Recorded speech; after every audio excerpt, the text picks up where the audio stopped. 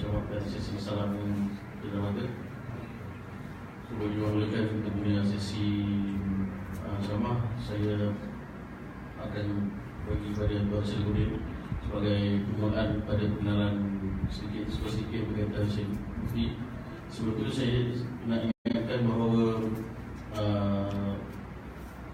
semasa majlis saya menjalankan, diharapkan tuan-tuan dan puan dapat silentkan handphone dan juga dilarang untuk makan dan minum semasa dalam masa majlis, dan minta para musliman untuk kawal kanak-kanak supaya tidak melarikan ke ruang hadapan. InsyaAllah sama-sama kita dapat mengikuti ceramah ini dan insyaAllah kita dapat manfaat daripada majlis ini. Saya persilakan kepada Tuan Syekhudin untuk sedikit ringkasan.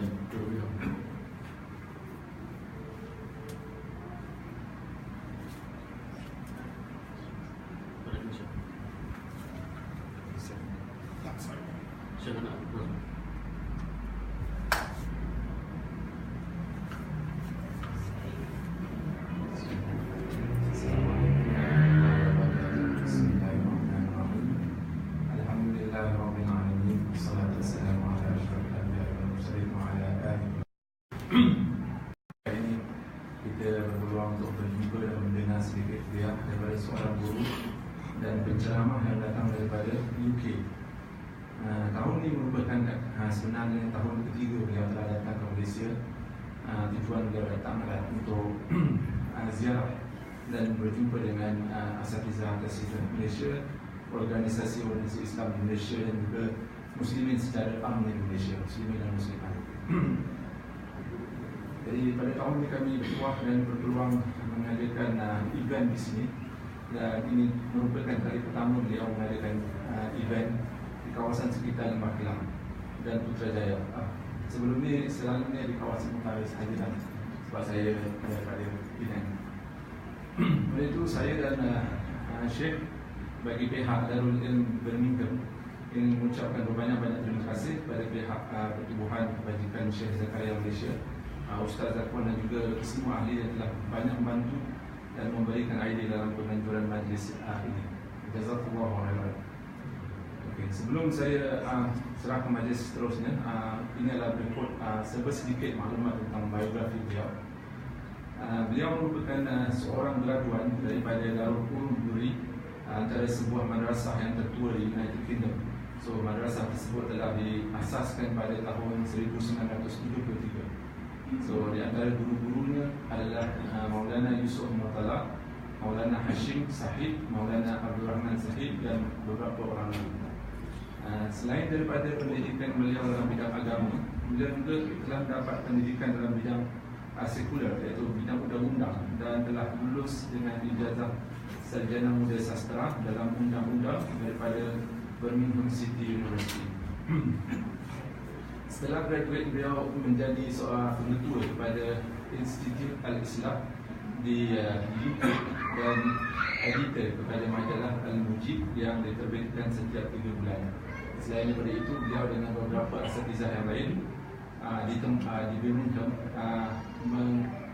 mengelolakan sebuah website yang dipanggil Darul Ilm Birmingham sejak bulan Januari 2006, Julai 2006. So tujuan website itu adalah untuk orang ramai menyalurkan soalan-soalan mereka tentang masalah fiqh dan share dengan beberapa orang asatizah tempatan Birmingham akan menjawab soalan-soalan tersebut.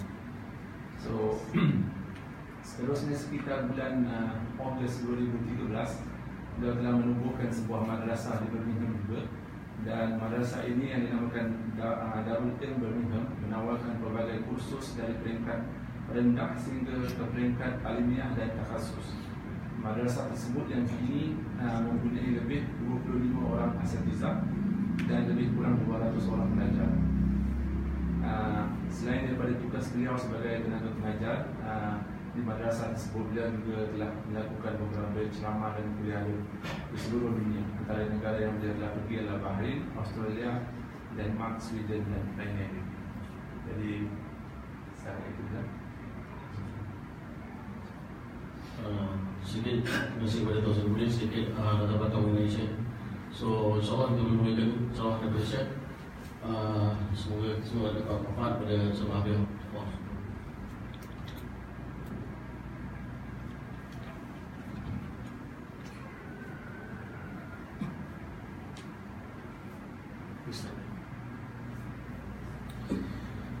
Bismillah ar-Rahman ar-Rahim. Alhamdulillah. Alhamdulillahi Rabbil Alameen. Salatu wassalamu ala Sayyidil Ashafil Anbiya wal Mursaleen. Sayyidina Muhammad wa ala alihi wa ashabihi ajma'een. Amma ba'd.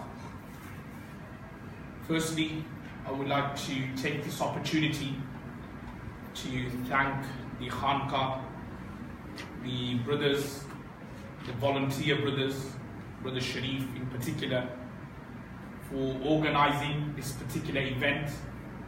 May Allah subhanahu wa ta'ala make this event successful. May Allah subhanahu wa ta'ala give us the tawfiq to listen to the lecture, to the speech attentively, and more importantly, may Allah subhanahu wa ta'ala make this effort a sadaqah jariyah for us, for our women folk, and for also our children as well. Ameen, thumma ameen. The topic of today's lecture is regarding the signs of Day of Judgment, or to be more particular, the ahadith regarding the signs of Day of Judgment. Now, many brothers here and many sisters in the room adjacent to us may be thinking that, Sheikh, there's so many more important topics to talk about. Why doesn't Sheikh talk about taqwa? Or why doesn't Sheikh talk about ilm or knowledge? Or why isn't Sheikh talking about fasting? The month of Ramadan is coming very, very soon. So why is Sheikh talking about the topic regarding the signs of Day of Judgment? Now, the point which I want to make is that there is nothing wrong with talking about things about the hereafter, or things which will happen before the end of time. There is actually nothing wrong in talking about these points with the intention that we are talking about these points with the intention to rectify ourselves and to prepare ourselves that if these things were to happen in our lifetime, then what to do in that situation. And there is a hadith which I would like to quote, narrated by Huzaifa bin Yaman radiyallahu ta'ala anhu. Now, Huzaifa bin Yaman radiyallahu ta'ala anhu, he was given the title or the laqab of that companion who knew the secrets, Sahibu Sir. He was known, or he was given that title by Rasulullah sallallahu alaihi wasallam, because he knew very, very clearly and in detail all the facts, all the things which will happen before the end of time. And there's actually a beautiful quote which I would like to mention here, that Huzaifa bin Yaman radiyallahu ta'ala anhu says, "Kana nasu yas'aluna Rasulullah sallallahu alaihi wasallam anil khayr wa kuntu as'aluhu anil shar mukhafatan ay yudrikani." Subhanallah, that Huzaifa bin Yaman radiyallahu ta'ala anhu is saying that other people would ask Prophet sallallahu alaihi wasallam about khair. Khair meaning like good things. How can we enter Jannah? What good deeds we can do regarding fadail a'mal, regarding the virtues of actions, that if we pray salah in jama'ah, how many rewards we're going to get. Many of the Sahabas would ask about those types of questions. Whereas Huzaifa bin Yaman radiyallahu ta'ala anhu, he would ask Prophet sallallahu alaihi wasallam specifically about shar, about evil, about things which will happen before the end of time, whether it's about Dajjal, whether it's about Imam Mahdi, whether it's about this, whether it's about that. He would ask specifically about these types of questions, makhafatan, fearing a yudrikani, which means that if these things were to happen in his lifetime, what would he do? And this is the point which I want to make, is that in Islam there needs to be a balance. It shouldn't be that you talk about Day of Judgment all the time and about Yajuj, Majuj and Dajjal and Nuzul Isa alayhi salatu wassalam. We shouldn't be talking about that all the time. But here and there, if one was to talk about it with the intention of li'islahin nas, to rectify the people, to rectify himself, li'islahin nafs, then with that intention, so that you prepare for that eventuality when, if Dajjal was to come in our lifetime, if Isa alayhi salatu wasalam was to come in our lifetime, if Imam Mahdi alayhi salatu wasalam was to come in our lifetime, then what do we do in that situation? And even when we look through the ahadith of Rasulullah sallallahu alaihi wasallam, there is a famous hadith of Sahih al-Bukhari that once Prophet sallallahu alaihi wasallam, he gave a khutbah, he gave a sermon, a lecture. And in this sermon, Prophet ﷺ, he spoke about everything. From the beginning of creation, how we were all created. Adam alayhi salatu wasalam. Then Adam alayhi salatu wasalam descending to this world. And then Prophet ﷺ, he spoke about all these things which will happen before the end of time. Then how Day of Judgment will happen. What will happen on the Day of Judgment. The good people entering Jannah and the bad people entering hell. So it was a very detailed lecture Prophet ﷺ once gave. And the hadith explains that حَفِظَهُ مَنْ حَفِظَهُ وَنَسِيَهُ مَنْ نَسِيَهُ. You know, like a detailed lecture over many hours, you can't remember everything.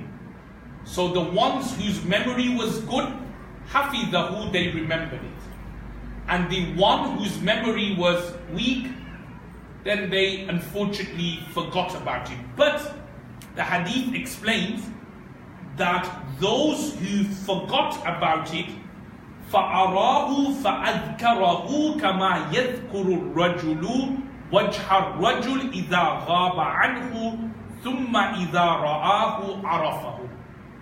That even those who forgot about it, when they saw that sign, then they remembered, oh, this is what Prophet ﷺ said in that khutbah, in that sermon.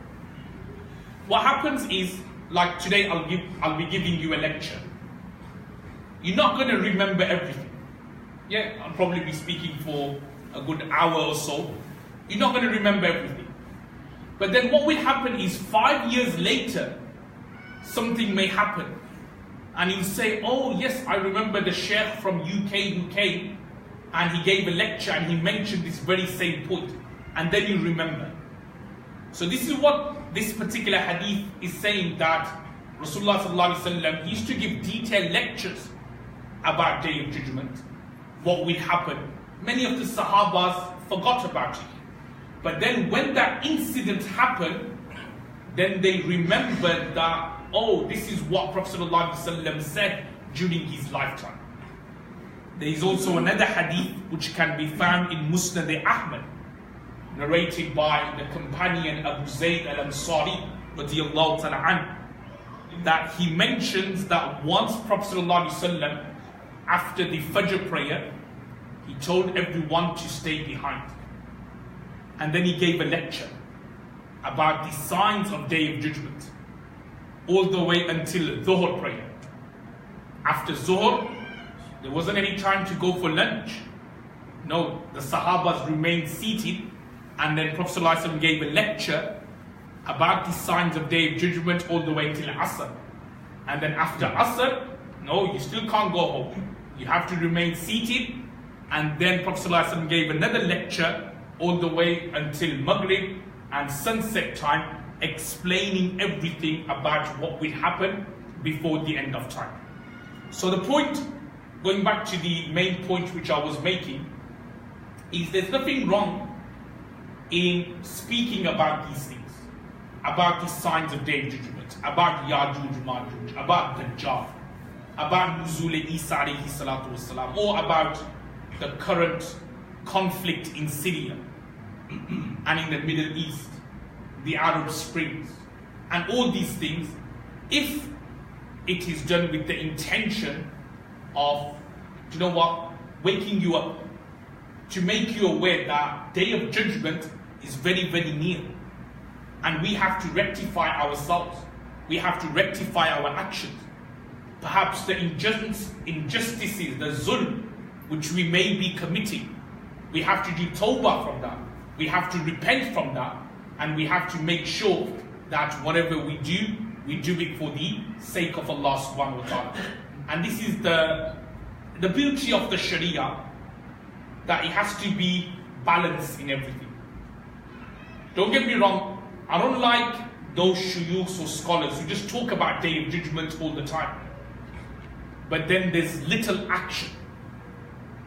So likewise with the audience as well. Don't get into the habit of, let's just hear talks about Day of Judgment. Let's just hear talks about Yajuj, Majuj and Dajjal. Because, when you talk about Dajjal and Yajuj, Majuj and Zulqarnain and how he made the world, people like these. There's something great. People like these talks. But the point is that it shouldn't be an entertainment. That, I get a pleasure of listening from these talks. Okay, that's fine, you listen to the talk. But what are you going to do about it? Because remember, it's not about words in Islam, it's about actions. Munafiqeen, وَمِنَ النَّاسِ مَنْ يَقُولُ آمَنَّا بِاللَّهِ وَبِالْيَوْمِ الْآخِرِ وَمَا هُمْ بِمُؤْمِنِينَ.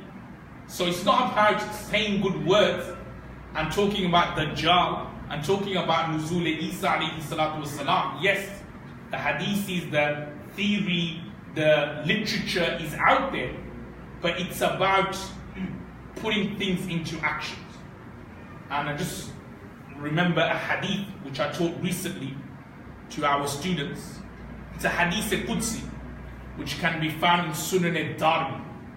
And I thought I'll just narrate this hadith to you, even though it's not exactly related to the topic, but it's a hadith which is related to this point which I just made.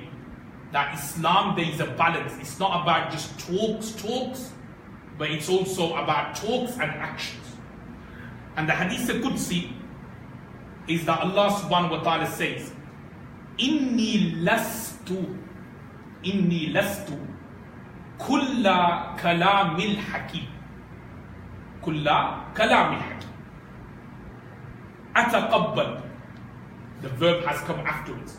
So, Inni lastu kulla kalamil hakim ataqabbal walakin ataqabbalu hammahu wa hawahu.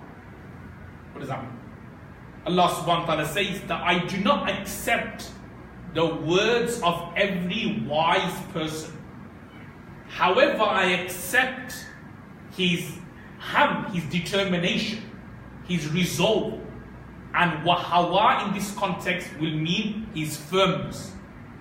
Because a lot of people nowadays, they talk big, don't they? Oh yes, we're going to do this, I'm going to become a scholar, I'm going to become an alim, I'm going to do this, I'm going to do that. They talk. But very few deliver. Very few actually deliver. People will say, yes, we need to have more shuyukhs invited and do more lectures. Yes, that's good, you're saying all these things, but let's see the produce of it. Let's see the end product of it. And the end product is that you then deliver on your promises. So likewise here, I don't want today's lecture to be, mashallah, very good talk Mufti Sahib, Sheikh gave about Dajjal and about Nuzul Isa alayhi salatu wasalam. I haven't come all the way from the UK just to hear praise. I'm sure I get praised a lot by my students in the UK and also all over the world. But the point of today's lecture is that how are we going to change ourselves? How are we going to rectify our actions? So may Allah subhanahu wa ta'ala give us tawfiq to actually not just listen to the talk, but actually at the same time make that firm intention that we are going to change our life and rectify our actions. Now before we delve into some of the signs of Day of Judgment, a principle which I want to mention, a principle, a usul of the Holy Quran and the usul of hadith. So in other words, it's the usul of nas, whether the nas is Quran or whether the nas is hadith, is that Allah subhanahu wa ta'ala or Prophet sallallahu alaihi wasallam, in certain places in the Quran or in the hadith, they have used an Arabic term which is called ta'reed, with a dua, ta'reed, which basically means in English, i.e. allusions, indications, i.e. the Holy Quran doesn't specifically will mention it, but indications are made to a particular story. So like say for example in Surah Fatah, Allah subhanahu wa ta'ala says, وَمَغَانِمَ كَثِيرَةً تَأْخُذُونَهَا فَعَجَّلَ لَكُمْ هَذِهِ. So that ayat, it's vague. وَمَغَانِمَ كَثِيرَةً تَأْخُذُونَهَا. The beauty, abundance of beauty, تَأْخُذُونَهَا, which you will take. The Quran doesn't say which battle is this beauty referring to. But through the context of that Surah Fatah, because Surah Fatah, Inna Fatahna Laka Fathan Mubina, was revealed during the Treaty of Hudaybiyah, which happened in 6th Hijri. So through the context, we know that the next battle, which happened after the Treaty of Hudaybiyah, was 7th Hijri, the Battle of Khaybar. So وَمَغَانِمَ كَثِيرَةً تَأْخُذُونَهَا is referring to the Battle of Khaybar. And there's so many examples like that in the Holy Quran, which we have our students here, Brother Sharif, will tell you that we call this term Shani Nuzul, causes of revelation. Why was this ayat revealed for in the Holy Quran? And I'm sure Brother Sharif will tell you later that sometimes one verse in the Holy Quran can have 5 to 6 stories as to why this ayat was revealed. You can't say this story is incorrect. You can't say this story is incorrect. They're all, alhamdulillah, correct. And this is what I want to say about the signs of Day of Judgment. Because the signs of Day of Judgment, Prophet ﷺ didn't say, or even Allah subhanahu wa ta'ala in the Holy Quran, didn't say clearly that this is it. But it's through the context and through the understanding of the ulamas and the scholars, and through their research and tahqiq, they have come to the conclusion that, okay, this sign is referring to this. This sign is referring to that. You can't say they're wrong, it's just ijtihad. And everybody knows a mujtahid, as long as he does ijtihad, he'll still get one reward for the effort he made. And the point which I want to make is, like, I'll give you an example of what I'm referring to, because I know, alhamdulillah, many of the students who are here listening to the lectures, Brother Sharif mentioned, are Darul Ilm. I think you're studying Alim class as well. So, alhamdulillah, some of the terms I probably will use is more like, say, addressed to students of ilm. And I said even in our last lecture as well, that I'm more comfortable speaking to Darul Ilm, because obviously I myself, teacher, Tullab myself, Talib Ilm myself, so I like to be in that particular environment. So I'll give you an example what I'm referring to. That if you look at the traditional commentaries of ahadith, whether it's your Fathul Bari, whether it's your Umdatul Qari, whether it's your Madahir al-Haq for Mishkat, which is written in Urdu but it's now translated in English, many of the hadithis kind of refer, like many of the signs refer to the early period of Islam. So it'll kind of refer to Hazrat Uthman radiallahu anhu's martyrdom, or the Battle of Siffin, or the Battle of Jamal, which I'm sure you've studied brothers Khulafa series, biography of Sayyidina Ali radiallahu anhu, the Battle of Naharwan against the Khawarij. They all refer to that.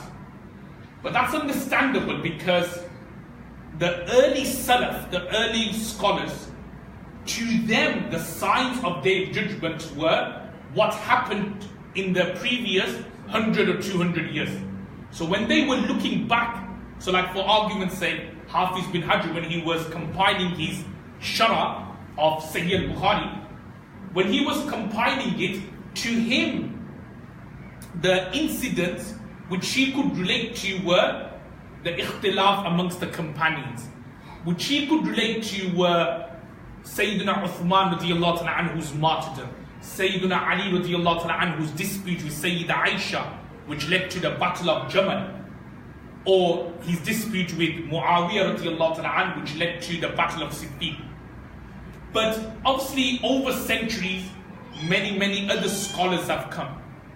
And they've looked at the modern day situation. And when I say modern day situation, you could say starting from 9/11. And then from 9/11 there's been various things happening or happened in this world. Such as the tsunami, you could even say, which I know many of the brothers here in Malaysia were affected by it. So the tsunami, these things didn't happen during Hafiz bin Hajar's time. These things didn't happen 800, 900 years ago. So now if the modern day scholars or researchers, if they were to look at the hadith, and if they were to look at the modern day events of 9/11, of the tsunami, of earthquakes in particular, in America, tornadoes, hurricane more or less every few months, big massive hurricanes, wiping away the entire American states, certain states like Florida, and the Caribbean states of Haiti and the Dominican Republic, and so on and so forth. So if the ulamas nowadays were to, indicate towards certain points, as long as they are not contradicting the zahir of the nas. Zahir of the nas meaning they're not contradicting the explicit nature of the text, then their research should not be looked down upon, and we shouldn't say that, what they're saying is incorrect and wrong. So I just thought I'll mention this particular principle and usul before we kind of start. Now Imam Suyuti, great scholars like Imam Suyuti rahimahullah, Ibn Kathir, Hafiz bin Hajar rahimahullah, as I just mentioned, they have said that the signs of Day of Judgment are of two types. You have the minor signs of Day of Judgment, and you have the major signs of Day of Judgment. And it's mentioned in a hadith of Tirmidhi that the Prophet ﷺ said that the signs of Day of Judgment are like the beads on a necklace. So when the necklace breaks, the beads from the necklace falls quickly one after another. So one after another, it falls. And the meaning of this particular hadith is that when the signs of Day of Judgment will start, it will come one after another. And those of you who perhaps have studied this topic keenly, again, I'm not sure how many of you studied this topic in detail, but those of you who are a bit keen and have studied this topic, you may have realized that more or less every year, something new happens. Something new happens which makes you think that, this is what Prophet ﷺ said.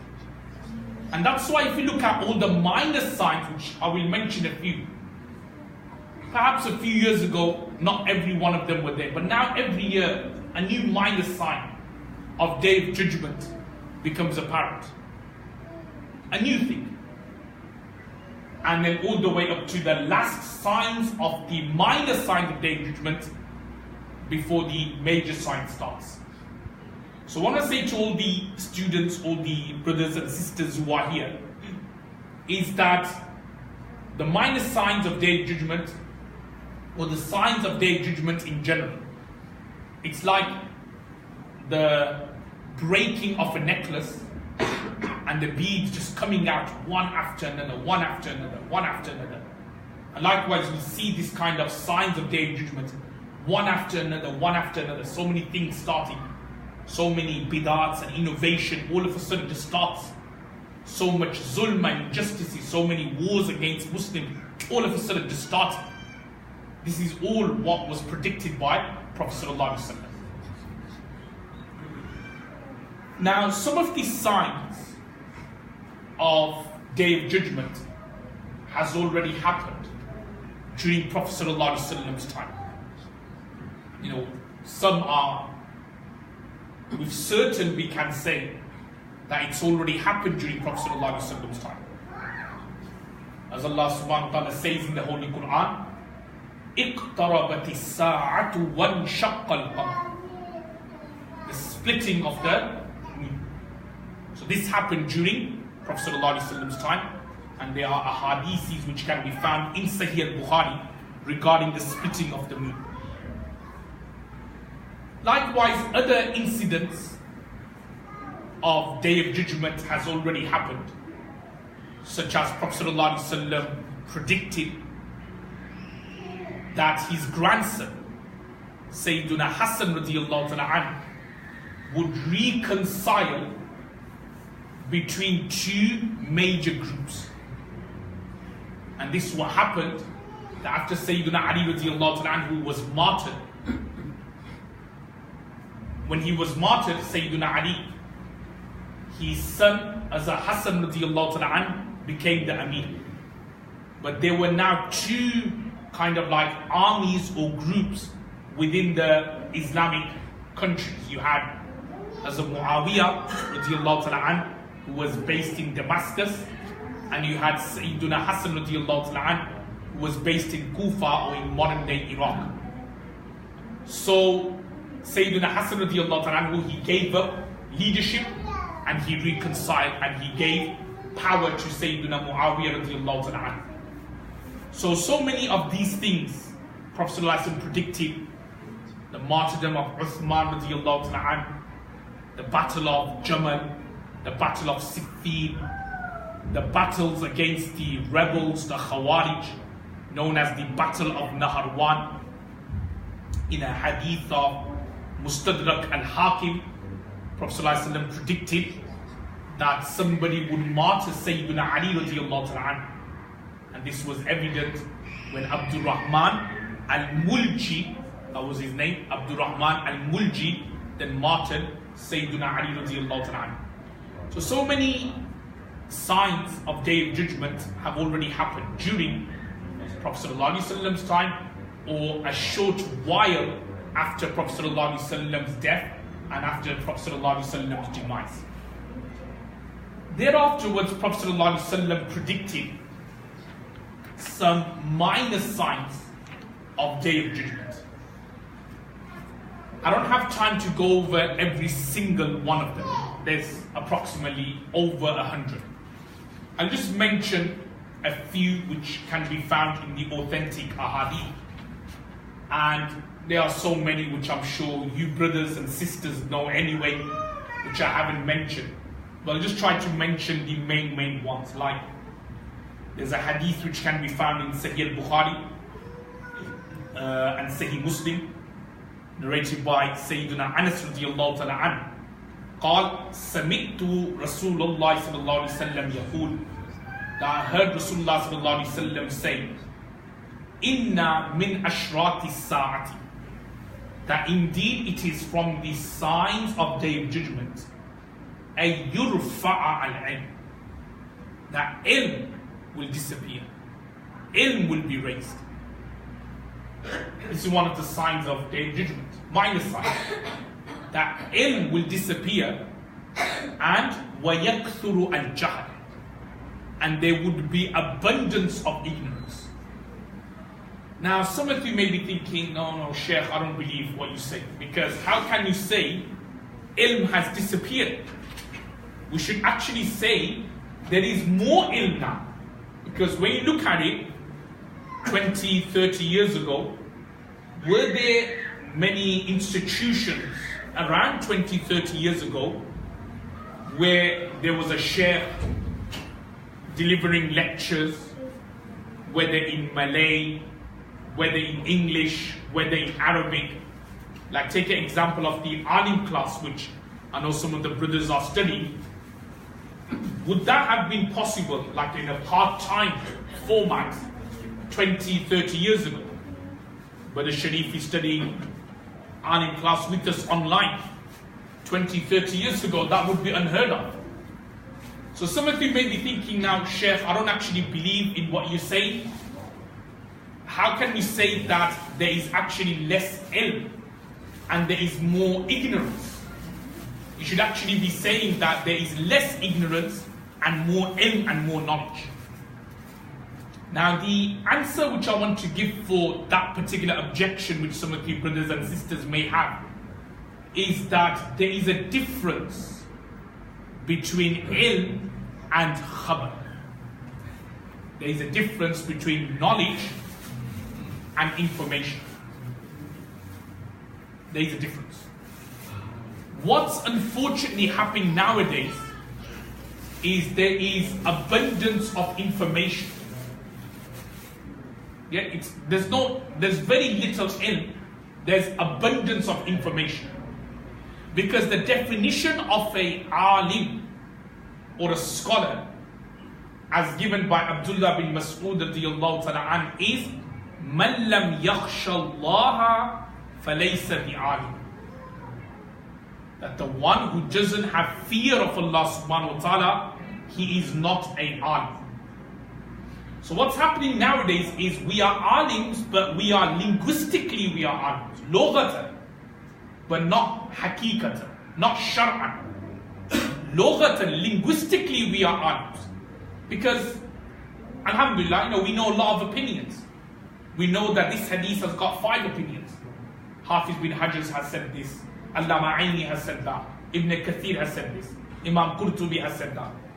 So we know information, but very few of us, goes back to that point we just said, that it's just about information now. You just have to, if you've got a smartphone, and I'm sure all of you have, just do a Google search. Look how much information you find on Google. Ajib. You could prepare, you don't even have to look into hadiths anymore to prepare lectures. You just look at Google and you could give a 2-3 hour lecture easily. So the reality is you can't say, oh, I'm an alim by just looking at Google or looking at a sheikh via YouTube. You're linguistically perhaps you're an alim, but not shar'an. So what unfortunately is happening now is, yes, there's a lot of ilm available, but I don't really call that ilm. I call that more like information is available. How to learn Arabic, that's just information. How to study Arabic, learn Arabic in 3 months. That's just like information, but is that really ilm? Only Allah knows best. And this is what this hadith is telling us, that one of the signs of their judgment is that ilm will disappear. And unfortunately there will be abundance of jahl, abundance of ignorance. And that's why it's mentioned in another hadith of Sahih al-Bukhari, what will happen? These ignorant people, اتَّخَذَ النَّاسُ رُؤُوسًا جُحَّالًا, that the people will make these ignorant people into what? Leaders. So they'll, Na'udhu will become imams, khatibs. They haven't studied anything. They probably don't know how to read Arabic properly. And mashallah, they'll be made imams and they're giving lectures and khutbahs. And especially with the social media platform, anyone could be famous now. Anyone could be a sheikh. They just have to do a selfie or a video of themselves, a vlog of themselves, and just post it onto YouTube. And after a while, they get around hundreds and thousands of hits and they become a sheikh. So the point I'm trying to make is that Prophet ﷺ said, predicted all this. اتَّخَذَ النَّاسُ رُؤُوسًا جُحَّالًا. The juhal will be made leaders. فَأَفْتَوْا بِغَيْرِ عِلْمٍ. And they will give fatwas and answers without ilm and knowledge. So they'll start giving fatwas, this is halal, this is haram. فَضَلُّوا وَأَضَلُّوا. Prophet ﷺ says that they themselves are deviated and they will make others deviated as well. So the first minor sign, ilm will disappear. In the next part of the hadith, Prophet ﷺ said, وَيَكْثُرُ الزِّنَا. Zina and adultery and fornication will become abundant as well. Again, I'm not sure how the situation here is in Malaysia, but in the UK, this is something very open. And this is all signs of danger. That there will be abundance of zina, fornication. And it starts off with, unfortunately, may Allah forbid. That's why I say that no one's safe from zina. Because when we talk about zina, we normally think, oh, that person perhaps goes to a nightclub, or goes to some cinema, or goes to some brothel. No. Zina could now start from your own phones. Because with the smartphones, with Facebook, you could easily be in contact with a woman from an opposite gender. And the ajib thing is that you'll hear stories of people being in contact with women from different parts of the world.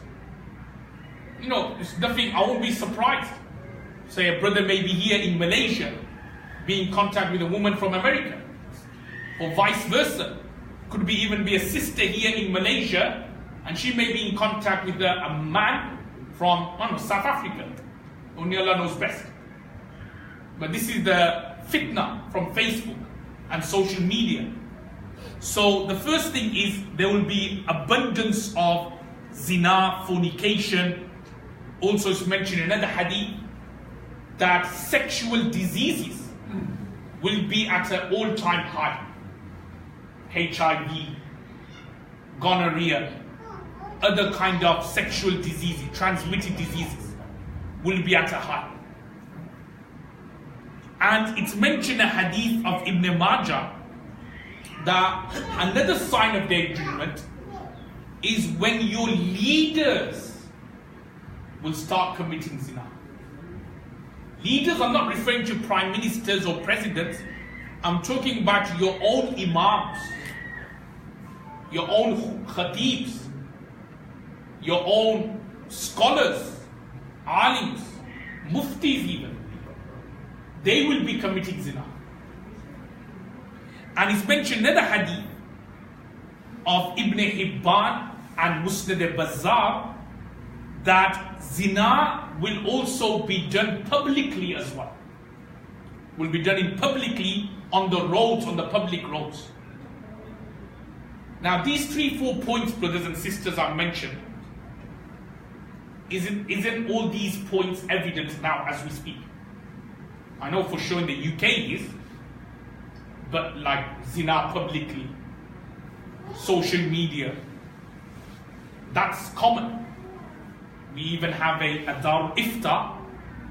I'm not sure whether Brother Sharif explained that in the introduction. So along with our school madrasa, we also have a Darul Ifta where we answer questions, we do fatwas. And we get like questions being posted by brothers and sisters that have committed zina. They're married, by the way, so it's not like they're not married. They're married brothers saying I've committed zina with a woman. A married woman, a wife, is saying she's committed zina with another man. Ajib stories we hear. This is just talking about in the UK. So this is like another minor sign of their judgment, the abundance of zina. Also, وَيَكْثُرُ شُرْبُ الْخَمَرِ. Another minor sign of their judgment is abundance of drinking of alcohol. Khamr. Now again, I'm not sure how it is in Malaysia, but in the UK this is in abundance. And again, when I talk about abundance, by the way, I'm not just referring to non-Muslims doing these things, I'm talking about our own Muslim brothers and sisters. Muslim brothers are drinking alcohol. Muslim sisters are drinking alcohol. Forget about non-Muslims, this topic is not about non-Muslims. Talking about our own selves, our own predicaments. So drinking alcohol will become open as well. to the extent that people, and this is also another sign of Day of Judgment, people will try to make alcohol lawful and halal, legalize alcohol. But do you know how they will do it? They're not going to say, oh, alcohol is halal. They won't say it like that. They'll change the names of alcohol. يسمون بغير اسمها أو كما قال عليه الصلاة والسلام. So in other words, they will kind of like, just say there may be this bottle, they may call it, I don't know, spirits or something, but they'll have alcoholic. And they'll say, oh look, this is spirit. You know, there's nothing haram about that. But the reality is inside, there'll be some alcohol placed in. And that's what they're doing with a lot of these drinks. They're giving it a nice lawful name, but inside, if you look at the ingredients, it'll say 0.1% alcohol. This is what we mean by this hadith. Yes, alcohol will always be drunk and will be open. But another issue is that people will try legalizing it, but the way they will make it lawful is not by somebody saying khamar is now lawful, na'udhu. It's by changing the name of alcohol to something else, and they will say this is lawful, this is permissible, this is halal. And this is what people are doing. And again, this is very common in the UK and the Western world. I'm sure it may be also common here as well. So this is also another sign of Day of Judgment. Another sign of Day of Judgment is there will be abundance of killing. Abundance of killing. Prophet ﷺ has said, وَيَكْثُرُ الْحَرَجِ وَيَكْثُرُ الْحَرَجِ with a small ha. قَالُوا وَمَا الْحَرَجِ قَالَ الْقَتْلِ. Widespread killing. Now again, I'm not sure how the situation here is in Malaysia, but UK, Tawbah, it's really bad. Every day there's at least a murder you hear. Again, you don't have to do any research, you don't have to find out was there any killing today done or not. You just need to go onto the BBC website or to any other website, local website, UK websites, and you find there was a murder today. A man got killed, a woman got killed, a child got killed. You know, innocently just got killed. Somebody broke into their house, stabbed them. And if you go to somewhere like America, it's even more worse because they allow guns. So just recently there was another mass shooting in a school in Florida. So the more Western countries you go to, the more murder you hear about. Again, these are all signs of Day of Judgment. وَيَكْثُرُ الْحَرَجِ. Again, another sign of Day of Judgment which Prophet ﷺ mentioned was that a time will come when people will like all the non-Muslims will kind of attack all the Muslims. It's that hadith, yushiku al-umamu an tada'a alaykum kama tada'a al-aqilatu ila qas'atiha. Like the same way, if you have food, just imagine we were to give a dawat now, and you have a platter of food, and you invite everyone, come, everybody come and eat. So all the brothers, alhamdulillah, will come and start eating from that food. Prophet ﷺ predicted that a time will come when the Muslims will be so oppressed that all the non-Muslims will be unified to attack the Muslims the same way you invite people to a platter of food. In this way, every non-Muslim country, organization, UN, NATO, whatever it may be, will be all striking the Muslims. And again, brothers, just look at the current Muslim crisis all over the world. It's like everyone's against the Muslims. Whether it is Sikhs or Buddhists, whether it's Christians, whether it's Jews, everyone's against the Muslims. So if you look at the current crisis in Syria, so you've got Jews there in terms of Israel, you've got the Christians in terms of the Western countries. Everyone's helping. So the point I'm trying to make here is that a time will come, everyone will be kind of attacking the Muslims. And it's not just physical in terms of wars, but also in terms of orally as well. Because I'm not sure how it is in Malaysia. It's slightly different, obviously, because there's more Muslims, alhamdulillah. But you go to Western countries, it's now okay to kind of like make fun out of Muslims. You know, you could say bad things to Muslims. If a Muslim says something, that's it, he's a terrorist. He'll get locked up. But if you want to say anything against Muslims, Muslims are bad, Muslims are this, Muslims are that, then there's always freedom of speech. But if a Muslim was to say, then it's a problem. And this is in fact what is happening. Prophet predicted this.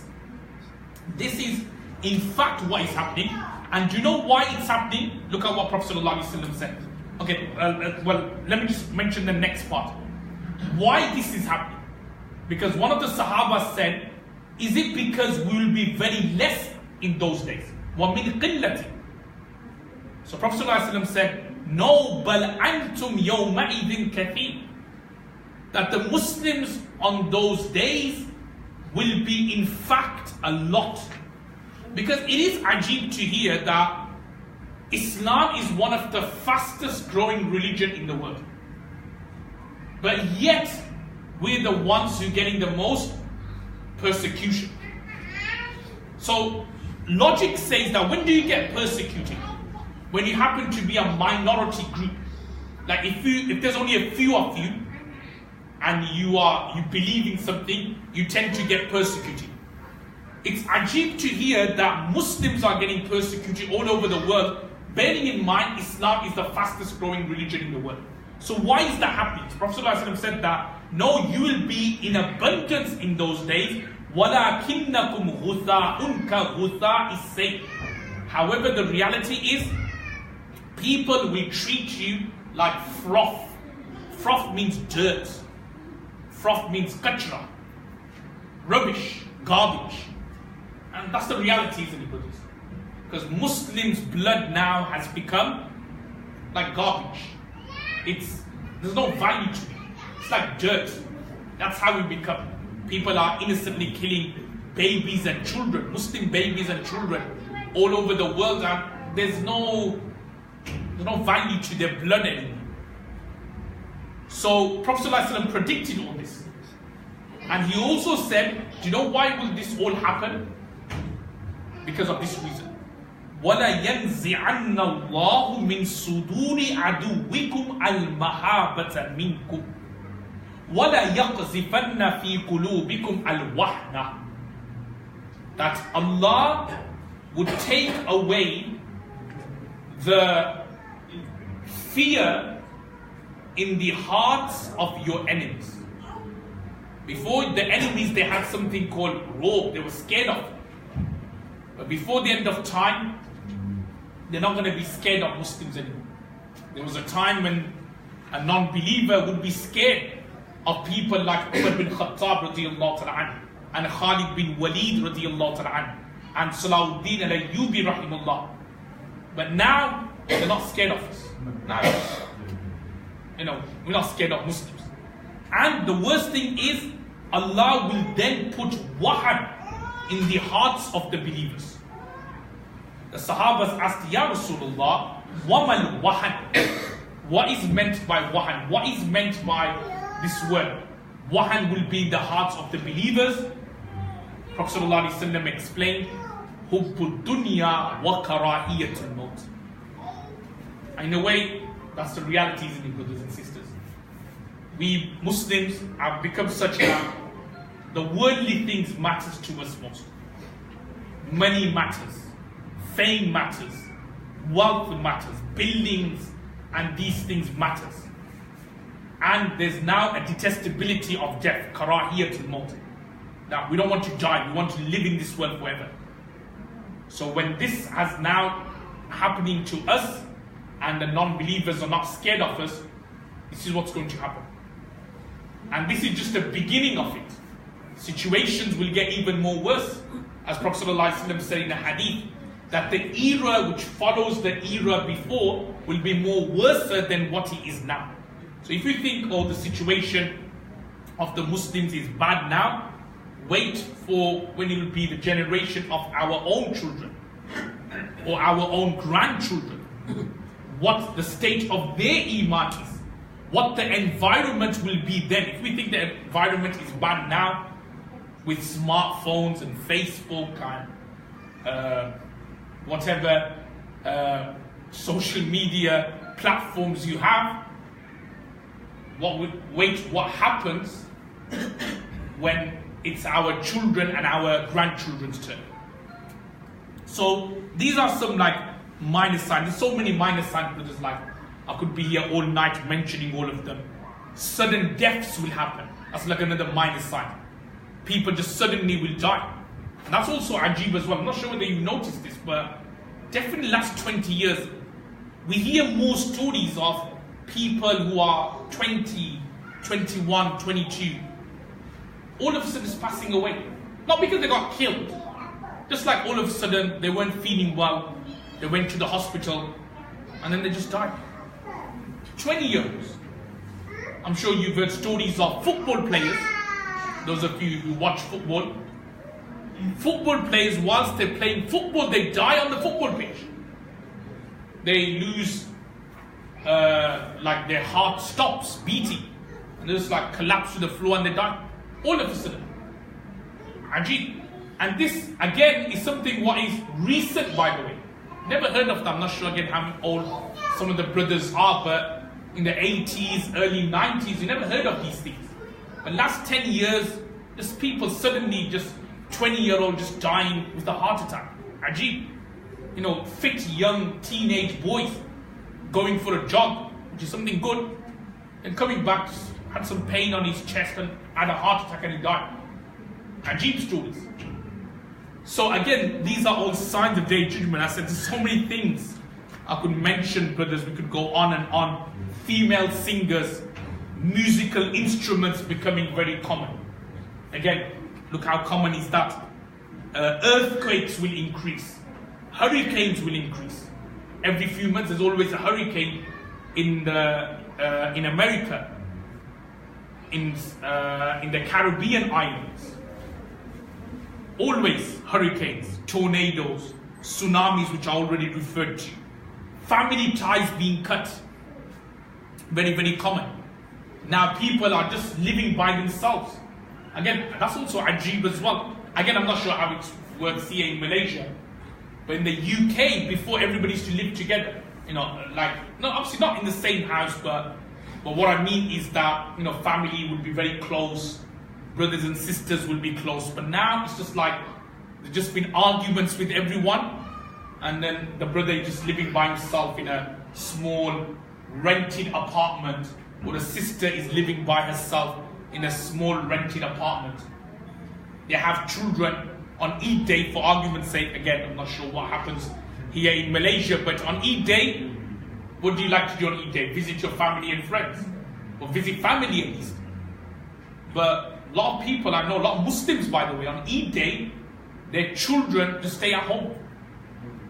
Their brother lives perhaps 2 doors away, or 2 minutes away, or the sister lives 2 minutes away.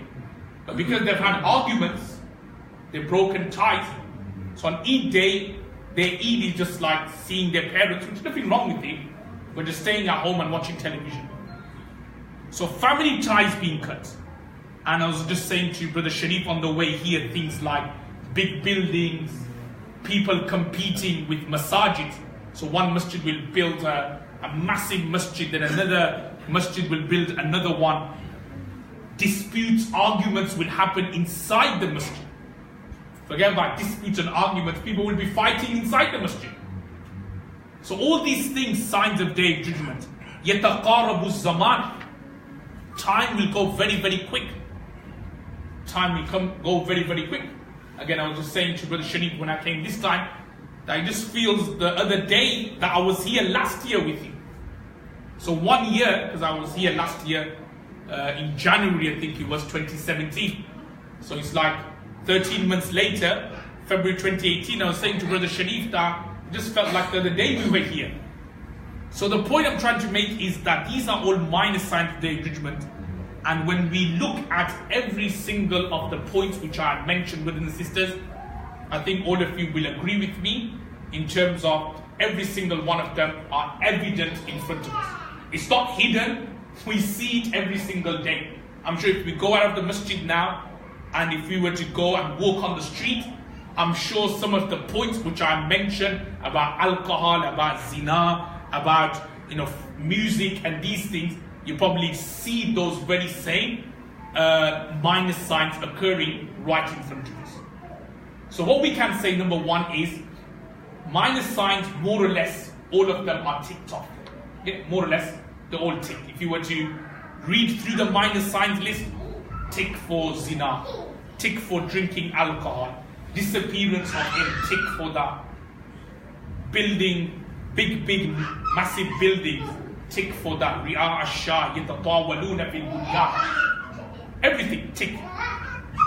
But then that leads us to one of the points I raised earlier on today, and that is the current crisis in Syria, or in the Middle East, I'll say, and whether these things which we are hearing, seeing on the news, which we have heard from people who have visited Syria for relief work, whether any of these things indicate towards the signs of Day of Judgment.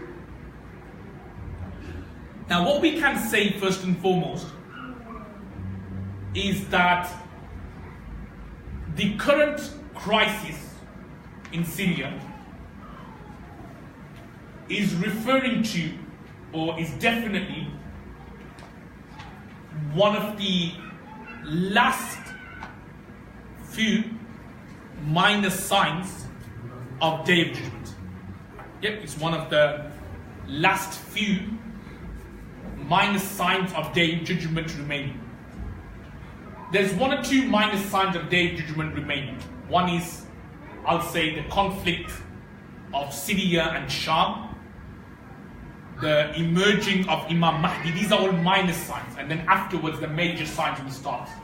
Dajjal, Nuzul Isa, Khuruj Yajuj Majuj. Then the major signs will start, and then afterwards it will be Qiyamah. So let me just say a few words about the current conflict of Syria and Sham. And the question which I always get posed is, Sheikh, like, people, brothers and sisters ask me that, oh, mashallah, Sheikh, you teach hadith, and are there any hadiths referring to the current conflict in the Middle East? So, after studying many hadiths, going over many hadiths in terms of teaching wise, also in terms of preparation for today's lecture, I've come across 3 hadiths which indicate towards the conflict of Syria. And the ajib thing is that there is one hadith of Abu Dawood which actually in a way refers to the conflict which is happening now in Syria, which is in the media, regarding the massacre of Ghouta. Massacre of Ghouta. That is actually mentioned in a hadith of Abu Dawood, which I will quote to you, brothers, in a short while. So let me mention the first hadith. Now, the first hadith is known as the Fitna Duhayma, the Fitna of Duhayma, where some parts or aspects of the hadith refers to the current climate. Let me just read the hadith to you. So this hadith, as I said, known as Fitna Duhayma, can be found in Sunan Abu Dawud. وعن عبد الله بن عمر رضي الله تعالى عنه قال كنا قعودا. We were sitting with Prophet sallallahu alaihi wasallam. فذكر الفتنة. So Prophet sallallahu alaihi wasallam, he mentioned about the fitna. about the mischief. فَأَكْثَرَ فِي ذِكْرِهَا, and he mentioned about the fitna abundantly. So Prophet ﷺ spoke about fitna, things which will happen before the end of time. حَتَّى ذَكَرَ فِتْنَةَ الْأَحْلَاسِ, until Prophet ﷺ mentioned or spoke about the fitna of ahlas. قَالَ قَائِلٌ, one of the companions said, وَمَا فِتْنَةُ الْأَحْلَاسِ, what is the meaning of fitnatul ahlas? قال, Prophet ﷺ said, هِيَ حَرْبٌ, small ha, هِيَ حَرْبٌ وَحَرْبٌ. The fitnatul ahlas refers to flee, harb, and harb means war. And if we look at the Syria crisis, what's happening in Syria? There's been war, we know that. But there's also been millions of Syrians who have been made into refugees. Harb, flee. So they've either gone to Morocco, Turkey, many have come to Europe, to Germany, many have also come to the UK as well. So all these refugees have left Syria. Hardly anyone there now, besides the vulnerable few. So what did Prophet ﷺ say? There will be harb, there will be this mass influx of refugees. I'm trying to use modern day terms to make you understand. Going back to the usul I mentioned, ta'reed. So the hint is mentioned here in the hadith, and I'm just using those modern day terms to make you understand. So harb means the refugee crisis, and harb means the war, the civil war. ثُمَّ فِتْنَةُ السَّرَّى, then there would be the fitna of happiness, sarra. ضَخْنُهَا, that its smoke will be underneath my feet. مِنْ تَحْتِ قَدَمَيْ, underneath the 2 feet, قَدَمَيْ, underneath the 2 feet of a man, min ahli bayti, who claims to be from my ahle bayt, yaz'amu annahu minni wa laysa minni, that he claims that he is from me but he is not from me. Innama awliya'i al-muttaqun, and indeed my companions are the God-fearing ones. Then he explains about fitnatus sarra. What does fitnatus sarra mean? The fitna of happiness. Now again, according to my understanding, again this is my opinion by the way, brothers and sisters, is that fitnatus sarra could refer to the ISIS people or their leader, Abu Bakr al-Baghdadi. It could refer to him. Because when initially ISIS took over some parts of Syria, everybody liked it because they thought that, they are repelling the zulm and the oppression of the governmental forces. So at the beginning, everyone actually liked them. And that's why I'm sure you've heard a lot of people from the Western countries like UK, France, Germany, Muslims, left and went to Syria to live. Because they were told that, and only Allah knows best whether that really happened or not, but they were told that, Syria, it's brilliant. If you come, you get married to a woman. You have so many slave girls. You don't have to pay any taxes. You get this for free. You get that for free. You get a monthly kind of stipend and like a annual kind of like money given to you, benefits, allowances, job seekers allowances, everything you get. So many of the brothers and youngsters, they just left their life in the UK, France and whatever and went. That is like fitna to sarra, the fitna of happiness, because they thought everything was all happy there. But it says there it's vapors.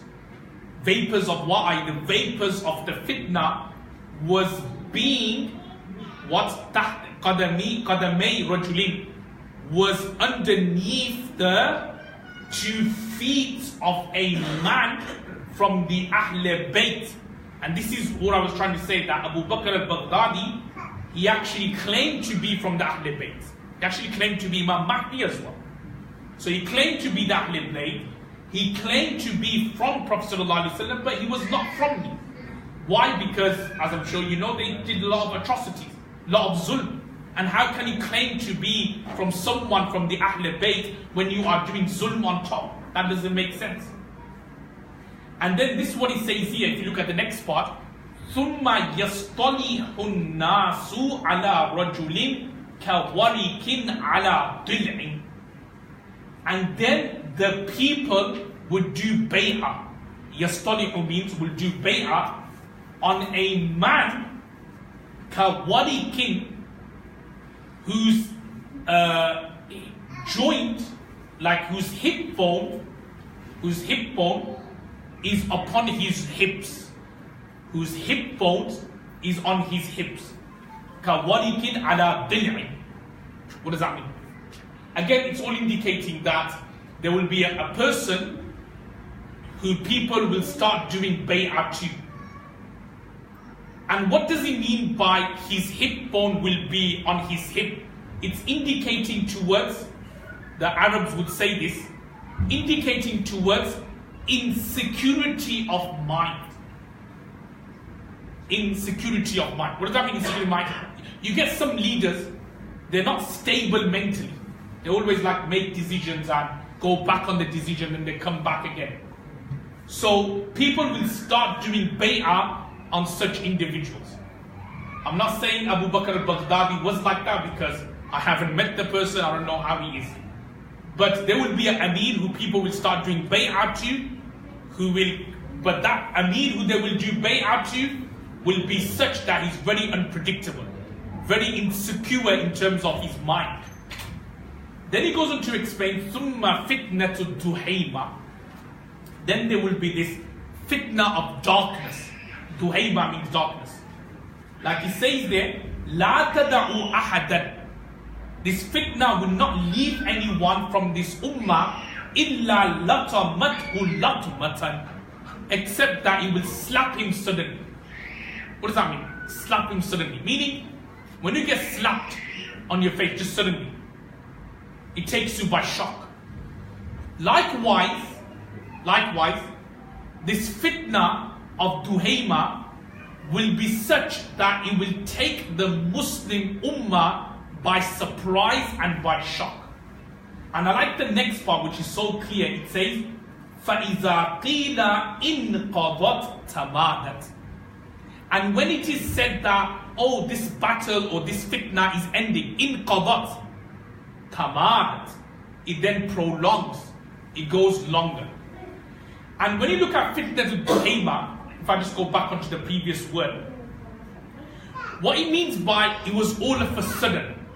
Because when you look at it, how did this Syria conflict start? It started through what they call as the protests of the Arab Springs. You know, it was initially there was a protest in Tunisia, then he went to Libya, other places, Bahrain and other places, then he went to Syria. And whereas in other countries where there was protests, what happened? Either the government left. Yeah, like in Tunisia, the government went. In Egypt, the government went. Other places like Morocco, the government accepted the reforms. But in Syria, when you look at it, it wasn't like that. They went for the protest, but then all of a sudden, the crackdown happened and the fighting started. No one envisaged that. People of Syria didn't envisage that. They just thought that we'll do a protest, we want the ruling party to be thrown out because of corruption. But then look what happened all of a sudden. Laqamatu laqma. All of a sudden what happened, brothers? The fighting started. And if you look at it, فَإِذَا قِيلَ إِنْقَضَتْ تَمَادَتْ, which means that, you know, there's always like talk of ceasefire, there's always talk, oh yeah, ISIS have been defeated, okay, it's okay now. The war, the civil war of Syria is ending. Now, when you think it's about to end, you then hear something else, like what we've just been hearing in the news regarding Ghouta and the Russian forces and the Syrian forces attacking the innocent and the vulnerable in Ghouta. So you think things are ending, you think that, oh, it's about to end now, the war and the battle. No, tamadat, it prolongs, something else happens. And the war, how long has it been going on for? 6 years now, I think? 6 years. So people, no one thought it would last for that long.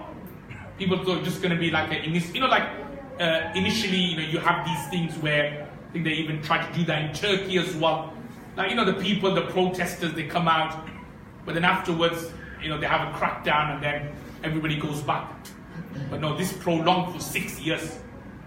So these are all, subhanAllah, signs of the current conflict in Syria. There's also another hadith as well, which I would like to quote, which can be found in Abu Dawood, Tirmidhi, and in Ibn Majah, and also in Mustadrak Hakim, that the Prophet of Allah sallallahu alaihi wasallam has said that at the end of time, there would be a tribe, there would be a fitna, in which the people will be sorted out. People will be sorted out in a way gold is sorted out from metal. So the same way you have gold, so gold could be mixed with mud and soil. So they put it through the furnace, and then you get the pure gold out, and the mud and the soil, that dissipates. So Prophet ﷺ is saying that a time will come where inshallah you will see the good people from the bad people. لِيُمَيِّزَ الْخَبِيثَ مِنَ الطَّيِّبِ. You'll see the good people, the tayyib, and you'll see the evil and the khabith people. You'll see the true believers, and unfortunately you'll see the hypocrites. You'll see those who are true in the iman and those who are untrue in the iman. Then Prophet ﷺ then says, do not rebuke, do not insult the people of Sham, the people of Syria, but rebuke the evil people. So do not rebuke the people of Sham, but rebuke the evil people. Allah subhanahu wa ta'ala, this is all part of the hadith, will send a flood from the heavens which will disperse the group. So Allah will send a flood from the heavens which will disperse the group. Again, scholars have said that Allah sending flood from the heavens is referring to the Arab Spring. Because when the protests happened in Syria, then it made the group disperse, meaning the refugee crisis. Some stayed and fought against the government forces. Some obviously went away. Some stayed with ISIS. Then some X, Y, and Z. It dispersed the people. And that's why when you look at Syria now, it's just like you don't know who's fighting who. That's why they've said it's like a proxy war now. It's not Syrians fighting, by the way. It's either Russian troops, American troops, Iranian troops, Saudi troops. Just a mixture of Americans are involved. You got the governmental forces are involved. Everyone just like fighting each other. It's not Syrians who are fighting. They're not really fighting. That's why he said, don't rebuke the people of Sham. Rebuke the evil people. So if you see Syrians, don't rebuke them and say, oh, you're the ones who are fighting. No, they're innocent. If you read the proper history, well, not history, even if you just read even normal newspapers, they tell you as well. It's not the Syrians who are fighting. Yes, some may have stayed back, but the majority are not there. They've just left. And what you find is just rebels from other countries coming, Shias, Iranians, Afghanistan people, like Afghanistan is Shia we're talking about. Everyone, mixture of people coming and fighting. So it will disperse the people that if foxes were to attack, they would defeat them. This is part of the hadith that if the foxes were to come and attack them, these people i.e. the Syrian people or the people who are there, they would defeat them. Now this is where he talks about Imam Mahdi, this part of the hadith. That Allah subhanahu wa ta'ala will send a man from my progeny. Will send a man from my progeny, and underneath him there would be 12 to 15,000 people. So Allah will send someone from my progeny, i.e. Imam Mahdi alayhi salatu wasalam, and underneath him there will be 12 to 15,000 people, and they would fight against a group of people who will have 7 banners. 7 banners meaning, like the tradition when it comes to wars is that each battalion, each army has a banner, a raya, and under that banner they fight. So the Imam Mahdi's army will be 12 to 15,000. They will fight under 3 banners, and they will fight against the enemies who will have 7 banners. And he goes on to explain that after the enemies would be defeated, listen to what I'm saying, because the point I want to make here is that what we should realize from the current crisis in Syria is Imam Mahdi is very close and Dajjal is very close as well. So it says here that after they will be defeated, i.e. the enemies, Allah subhanahu wa ta'ala will restore peace. So there'll be peace there, there'll be sulah there, there'll be happiness there until Dajjal comes. Until the Dajjal comes. So even in this second enemy, this is a bit more clear, I'll say. Bit more clearer. Quite clearly saying about Imam Mahdi. He'll be fighting against the enemies. And after Allah will grant victory to the believers, what will happen is that there will be peace and tranquility until the Masihud Dajjal comes. And there was a third hadith which I wanted to quote as well, due to the current crisis in Ghouta. It is mentioned also in a hadith of Sunan Abu Dawud that the fustat meaning the base, fustat literally means a tent. So in this context it means the base. So the base of the Muslims on the day of the massacre will be Ghouta. That massacre which will happen in Ghouta, this is where the base of the Muslims will be. This is indicating that Ghouta, the Muslims who are there, they were the true Muslims. So on the day of the massacre in Ghouta, that will be the fustad and the base of the Muslims. And then he explains that Ghouta is near Damascus, i.e. is close to Damascus, which is one of the best cities of Sham. Ghouta being one of the best cities of Sham. Sheikh Daniel, I'm sure he's come here to do talks. So he was saying yesterday we met him, alhamdulillah, that he actually has a house there in Ghouta. So it's a very blessed place. One of the best cities of Sham and Syria are in Ghouta. And that's where you find the true, sincere Muslims. And they're the ones who are, obviously I'm sure you've seen the pictures and must have got some clips on WhatsApp of the children, the babies, the men and women being massacred. So these are all signs of Day of Judgment. The last few minor signs, as I said, many of the minor signs have already happened. These are the last few ones. And it is during this conflict where we'll then go on to mention, just very quickly because it's been a very long talk and lecture, about some of the major signs which will happen. But before we go on to the major sign, one of the last minor signs, or the biggest or the greatest of the minor signs, will be the emerging of Imam Mahdi. As I already mentioned in the hadith quoting Abu Dawud, that Imam Mahdi, he will basically come during that particular time. He will come at a time where there would be, like say, commotion and ikhtilaf amongst the people. Like people will be despondent, people will be sad. Even to the extent that Imam Mahdi will come at a time when people will say that Mahdi doesn't exist. Like nowadays, if you speak to some people, say, oh, Imam Mahdi doesn't exist anymore. There's no such thing as Imam Mahdi. It's all weak hadiths. Now, with regards to Mahdi, the scholars have said that there are so many ahadith regarding the emerging and coming of Imam Mahdi that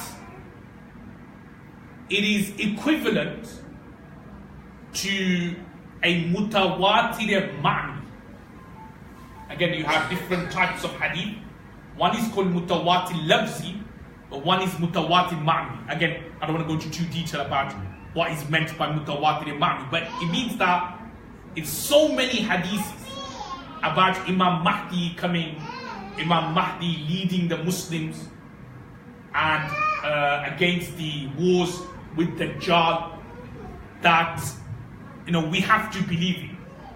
Yet those who don't believe it, we won't consider them to be non-believers. It doesn't take you out of the fold of Islam, but it will make you definitely a mubtadi, an innovator, for having beliefs which are contrary to the Ahl Sunnah wal Jama'ah. And remember, Imam Mahdi isn't just a Shia belief, as sometimes people think. It's actually a belief of the Ahl Sunnah wal Jama'ah as well, that we also believe in the coming of Imam Mahdi. And I'm just going to mention one or two hadiths about Imam Mahdi's emergence.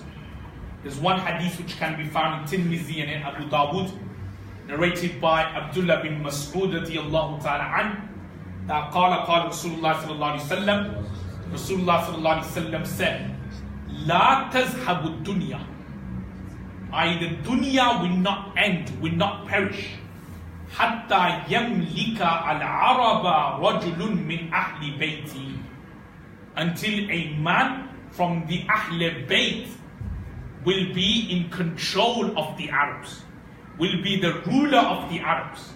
Yuwati'u ismuhu ismi, that his name will be similar to my name. Because Mahdi is, by the way, a title. That's not his name, but we just call him Imam Mahdi. Mahdi is a title which means the guided one. But his name will be Muhammad, and his father's name will be Abdullah. Because he's also mentioned another hadith where he says, Wa ismu abihi isma abi, that Imam Mahdi's father's name will be similar to my father's name. This is what Prophet ﷺ said. And Prophet ﷺ's father's name was Abdullah, so Imam Mahdi's father's name will also be Abdullah as well. It says, يَمْلَأُ الْأَرْضَ قِسْطًا وَعَدْلًا كَمَا مُلِئَتْ ظُلْمًا وَجُورًا. The Imam Mahdi alayhi salam, he will fill the earth with justice, the same way the earth had been filled with oppression and tyranny. Same way the entire world at that time, or at this time we see, forget about that time, we're seeing it now, full of injustices. Muslims being persecuted for no apparent reason. You have the lihya, and that's it, people will kind of do injustice on you. You wear a qalansuwa, a jubba, and that's it. There's injustices against you. You're persecuted. Okay, you brothers perhaps may not feel or suffer as much here in Malaysia, but if you go to Western countries, you see this. So there'll be zulm in the world. Imam Mahdi will come and he will alleviate all that zulm, and he will put justice in this world. And then there's another hadith about Imam Mahdi, which Prophet ﷺ said, Al-Mahdi min itrati min awladi Fatima. That Imam Mahdi, he is from my family, from my tribe, i.e. from the tribe of Sayyidah Fatima, from the children or the descendants of Sayyidah Fatima radiallahu ta'ala anha. Now, whilst Imam Mahdi will be in this world, a news will spread that the Dajjal has emerged. Again, I don't want to go into too detail, but I'm just trying to give you a brief sequence of events. So you've got Imam Mahdi. So Imam Mahdi, as I already said, one of the last signs of Day of Judgment. And then you have the major signs of Day of Judgment. The big signs. And it is mentioned in the hadith of Sahih Muslim that لَن تَقُومَ, that the signs of Day of Judgment or Day of Judgment, will not occur حَتَّى تَرَوْا قَبْلَهَا عَشْرَ آيَاتٍ, until you see before it 10 signs. Ashra ayat means 10 signs. فَذَكَرَ الدُّخَانِ, so Prophet ﷺ mentioned about the smoke. وَالدَّجَّالِ, he mentioned about the Dajjal. وَالدَّابَّةِ, he mentioned about the beast of the earth. وَطُلُوعَ الشَّمْسِ مِنْ مَغْرِبِهَا, and the rising of the sun from the west.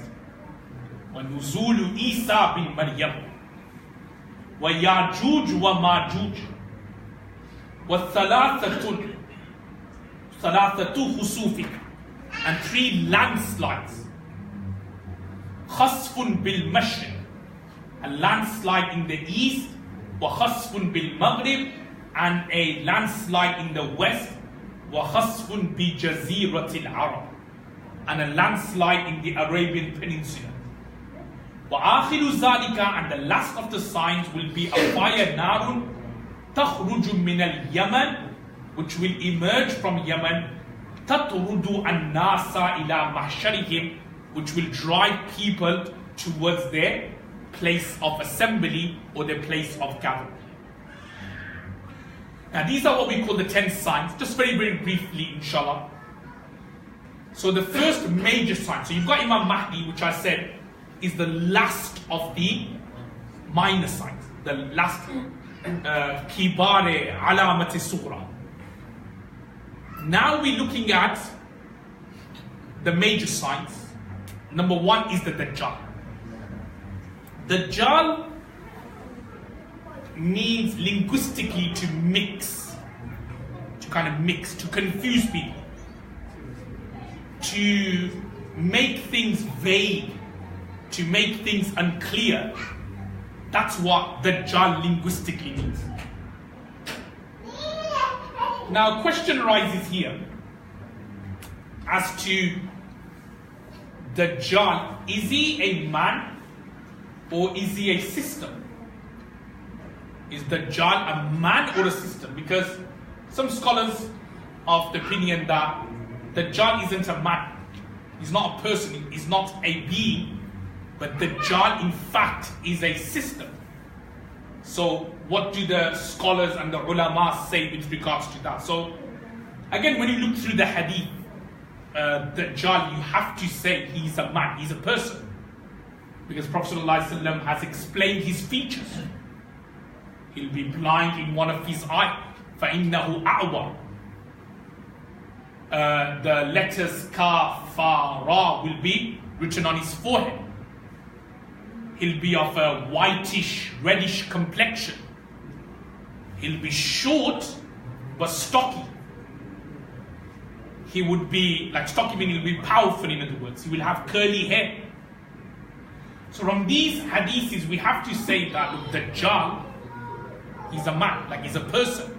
You can't say that he's a system. But what you can say is, for Dajjal to be successful in his confusion and in his lies, he needs to have a system in place. He needs to have the media working for him. Like when you look at like how do you want to, especially nowadays, if you want to like spread lies, how do you do it? Use the news agency. You tell the news agencies that, okay, spread this lie about so and so. So what we can say is that yes, all these news agencies and systems and perhaps governments, only Allah knows best, will be helping the Dajjal, but they are not the Dajjal. Because Dajjal, as mentioned in the hadith, has to be a person. And that's why Prophet ﷺ has said that there are many Dajjals, many Dajjals who will appear. Many liars will appear. Many people who will claim to be prophets. Mirza Ghulam Ahmad and so many people, Aswad Anasi, so many people have claimed Musaylam al-Kadhdhab to be prophets, even during Prophet ﷺ's time and even afterwards. But the Dajjal will be the main one who will claim to be prophet and eventually claim to be God. Again, there's so many hadiths about Dajjal. He will have like water with him and fire with him. But it's all a deception. So those who believe with him, they will jump into the water, but in fact they've jumped into fire, hellfire. And those who don't believe in Dajjal, they'll jump into his fire, but in reality they're jumping into Jannah. So many things. People, like he'll come to a group of people, he'll say to them, believe in me. They'll say no. Then he will go away from there, and what will happen is that that area would then be left without any crops, without any food, without any water. And that's why it's mentioned, brothers and sisters, if I just explain exactly when Dajjal will come. Obviously these are all features of Dajjal and things what he will do, but when exactly Dajjal will come. It's mentioned in the hadith of Sahih ibn Khuzaymah and Sunan ibn Majah that Dajjal will come at a time where there will be a lot of difficulty in the world in terms of famine and in terms of reduction of crops and livelihood. And it's a bit scary because, again, this is ajib as well. Like in Cape Town in South Africa, I'm sure you brothers and sisters listen and hear to the news, they are actually experiencing a shortage of water. Bearing in mind, Cape Town is supposed to be a very famous city, distinct in tourism, but they don't have enough water there. There's famines there.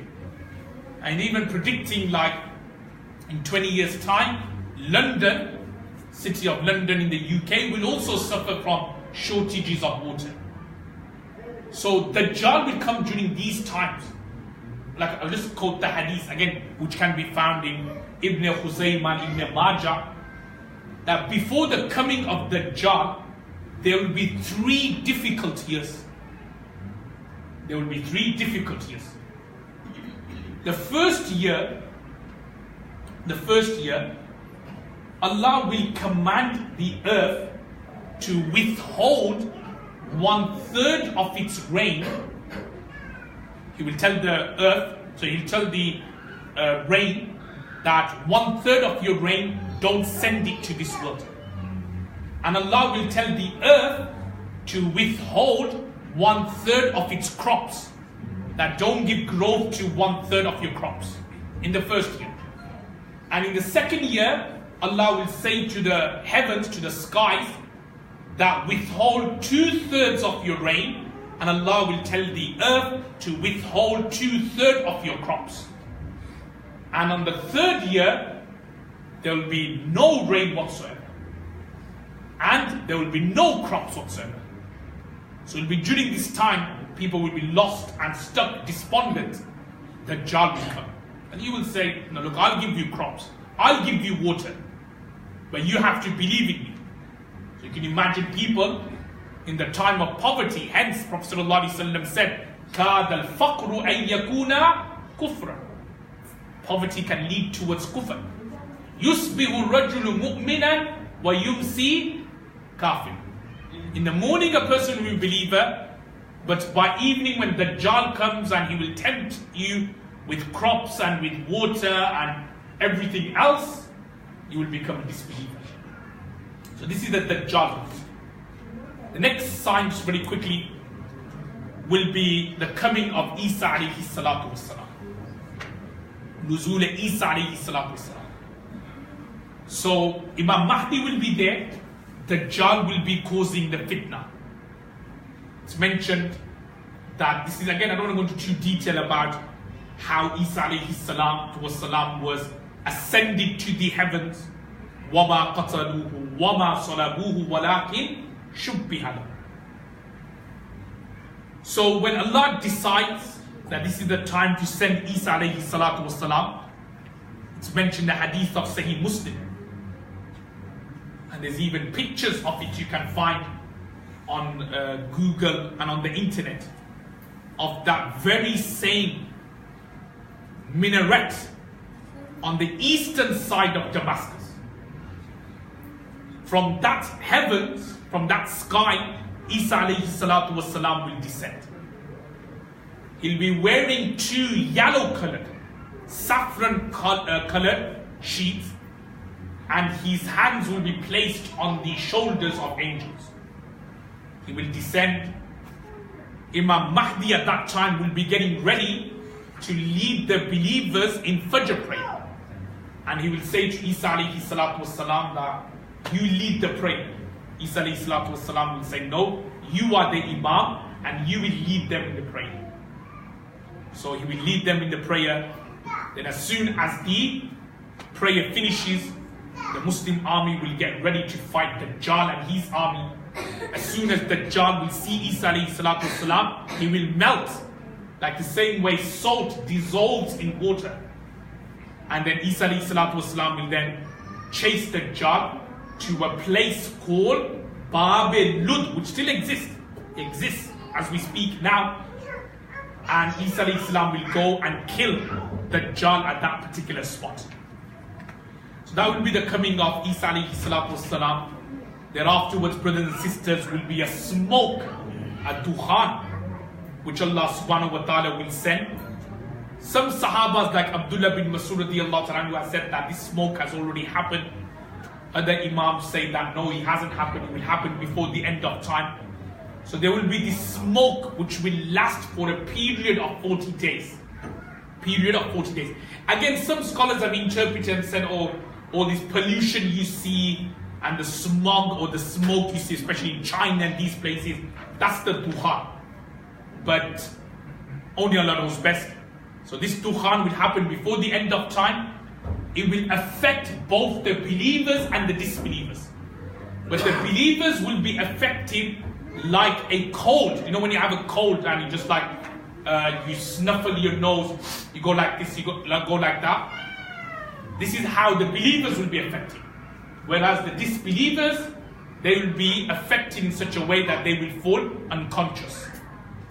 And then after the smoke, you then have Dabbatul Ard.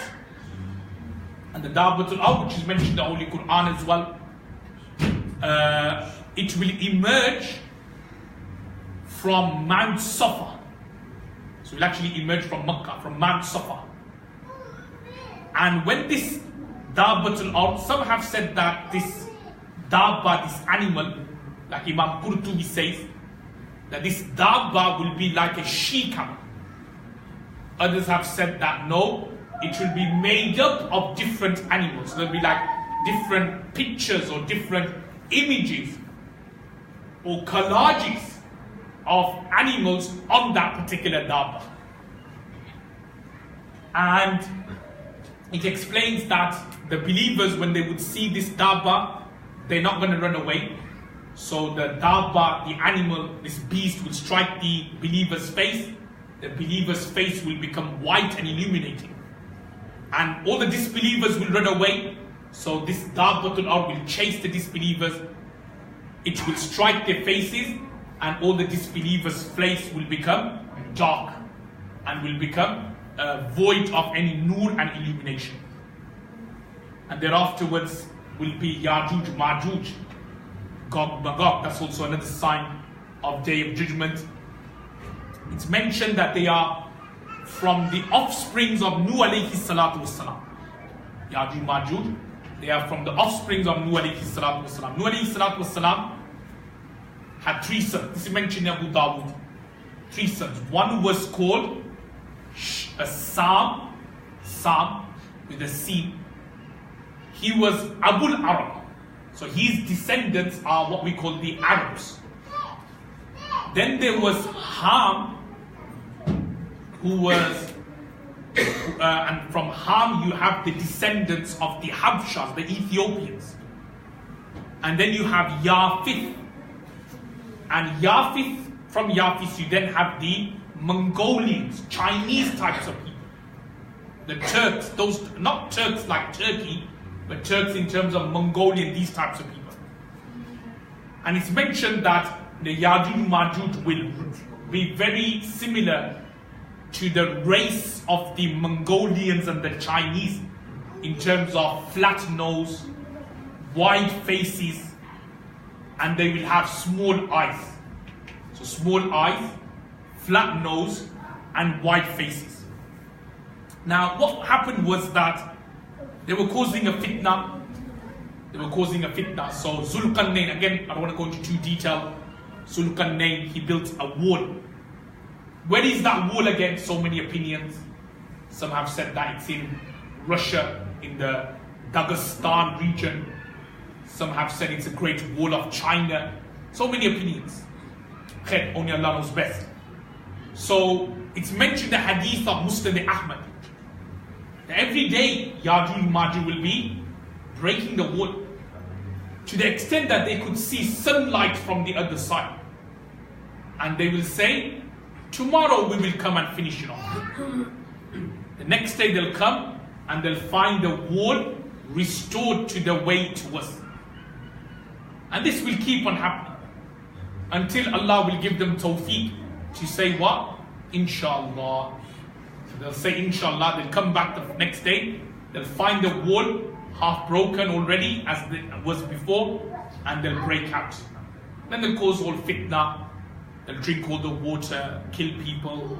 It's mentioned that they will strike an arrow to the sky, it will come back bloody, and they will say, yes, we've now defeated the angels in the sky. So all these things. So during this time, did you remember that Dajjal has already been killed and destroyed? During this time, Isa alayhi salatu wasalam will take the believers upon Mount Tur. And Isa alayhi salatu wasalam will make dua. Allah subhanahu wa ta'ala will then send worms on the necks of Yajuj Majuj, like an infection, like a tumor you could say. But inside the tumor, there will be worms inside, which will cause Yajuj Majuj to fall dead. And it will like stink. Like their corpses will be everywhere. It's mentioned in hadith that there will not be a handspan of space except the corpse of Yajuj and Majuj will be there. So they will fill the entire earth, their corpses. Then Isa alayhi salatu wasalam will pray again. Allah will then send birds whose necks will be high as camels to come and pick up these corpses and to throw them into the sea. Thereafterwards, Allah subhanahu wa ta'ala will then send rain to this world to kind of purify and cleanse the world, cleanse this world, the system from Yajuj Majuj. This is what Allah subhanahu wa ta'ala will do. Then afterwards, the sun will rise from the west. It's mentioned that when the sun rises from the west, no iman at that time will be accepted. No one's tawbah will be accepted. Then there will be 3 landslides. So again, landslide from the east could be, again, it doesn't have to be what I'm saying, all has to be in order, all has to be in chronological order. Landslide from the east could refer to the tsunami. Landslide from the west could refer to all these hurricanes which we are seeing, especially from America, the Caribbean islands, Central America, Panama, these types of places. It could be referring to that. And then there would be another landslide in Arabia. And lastly, the last sign of their judgment will be the fire which will come out of Yemen, and it will take people to their place of gathering. So that in a nutshell, brothers, are the 10 major signs of their judgment. But just to recap, the very first point I made at the beginning of today's lecture was that I don't want today's lecture to be a bit of entertainment, or Saab said these things, Sheikh said these things about the Dajjal and about the current crisis in Syria. No, this is not the aim. The aim is that we've heard, we listened, we need to change our lives. We need to make a firm intention that we're going to rectify ourselves. And this goes back to one of the things perhaps Brother Sharif was saying in the introduction about the importance of acquiring ilm and knowledge, because there's no point in me telling you, oh brothers, you should rectify yourself, but then you'll say, Sheikh, how can I rectify myself? How do I rectify myself? So the way you rectify yourself is, firstly, you need to have ilm, and then you do amal. Hence, Imam al-Bukhari rahimahullah has formed a chapter in his Sahih, Babul Ilm Qabla al-Amal, which means that you have ilm first, and then you do actions afterwards. If you don't have ilm, how are you going to do actions? If you don't know this is halal or this is haram, how are you going to do actions? If you don't know that this is how you pray salah, then how are you going to do actions? So what I want to say to all the brothers is, we don't know when death is coming. We don't know whether these signs of their judgments, it could be the case tomorrow. Allah may will the Dajjal to come. Allah knows best. So how are we going to save ourselves from the fitna of the Dajjal? How are we going to save ourselves from all the persecutions? We need to really have some form of ilm and knowledge to kind of save us and protect us. And this is where obviously we have in front of you, some materials here. We have the Al-Mujib magazine and some brochures regarding our classes, our lessons. I know Brother Sharif was saying that some of the brothers, alhamdulillah, are doing some alim courses part-time, which is alhamdulillah. I was very happy to hear that, because it's much better to learn directly from the shuyukh, face-to-face, suhbatan. But there is another option, because I don't want any brothers to say, oh well, Sheikh, I don't have time, I don't know where to go to, I can't go to see a Sheikh because of one reason or another, and I don't want to study online because I don't know what type of shuyukhs are online, whether they are reputable or not. So alhamdulillah, from the UK we have all these alim classes provided. It's not just alim classes we do other classes as well, where we do basic tajweed and fiqh, the farz ayn, the diploma, the Islamic science classes we do. So alhamdulillah, we do so many things. So what I want the brothers, inshallah, is you could take some leaflets, some brochures, inshallah, on the way, and do think about, make some change. Don't say, oh, inshallah, I'll change here. No, it's not about, it goes back to that point I said. How many times have we said to ourselves, we are going to change, we are going to do good? How many times we said that? I'm sure everybody said that hundreds of times throughout their lifetime. So you've said it 100 times, now let's put it into practice. Let's do something about it. Let's learn about it. Let's learn about the hadith of Rasulullah, and let's make a positive change in our community. If we want our community to be saved from sins and from bad vices, we ourselves need to have ilm. We ourselves need to know that this is unlawful, this is haram, so that we are able to not only protect ourselves, but also protect others as well. This all comes under Amr bil Ma'ruf, Nahy anil Munkar. Everybody knows that example of that boat. Everybody knows the example of the boat, the ship. So if we don't kind of save others and do Amr bil Ma'ruf, Nahy anil Munkar, when the boat sinks, what will happen? Everybody sinks. So when Allah's azab comes, it'll come on everyone. So therefore it's important that inshallah we rectify ourselves, have that fikr to rectify our family members, our children, and our wider community. Always remember Prophet ﷺ sunnah was always ummati, ummati, and it was never nafsi, nafsi. So do think about it, inshallah, and also like to finish by again taking this opportunity to thank the brothers here at the Khanqah for giving me the opportunity to convey the message. Hope everybody understood the hadith as well. Do dua to Allah subhanahu wa ta'ala that Allah gives you the tawfiq to act upon what has been said, and also make dua for the brothers and sisters, especially in Syria, who are going through a lot of persecution. Also do duas for brothers and sisters in Burma, what's called Myanmar now, the Rohingya Muslims, the atrocities they're going through, and just in Muslims in general. And lastly, I'd like to thank the brothers, Brother Sharif, and everybody else for organizing this event. and also our brothers and sisters actually back home in the UK. I have to thank them as well in terms of their marketing and making the posters and having things up on Facebook and so on. May Allah subhanahu wa ta'ala reward you as well and your family. Inshallah, it will be a sadaqah jariyah for you and your family. May Allah give us all tawfiq. Jazakallah khair for listening. Assalamu alaikum wa rahmatullahi wa barakatuh.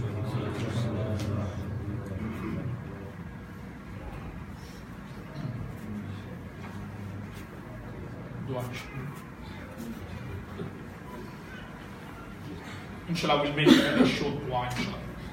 Allahumma ameen. Allahumma anta as-salam wa minka as-salam. Tabarak ya zal jalali wal ikram. Allahumma atina fid dunya hasana wa fil akhirati hasanatan wa qina adhaban nar.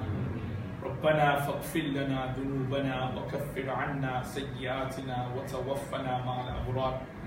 ربنا لا تزغ قلوبنا بعد إذ هديتنا وهب لنا من لدنك رحمة إنك أنت الوهاب. Ya Allah, Ya Arhamar Rahimin, Ya Ghafur Rahim.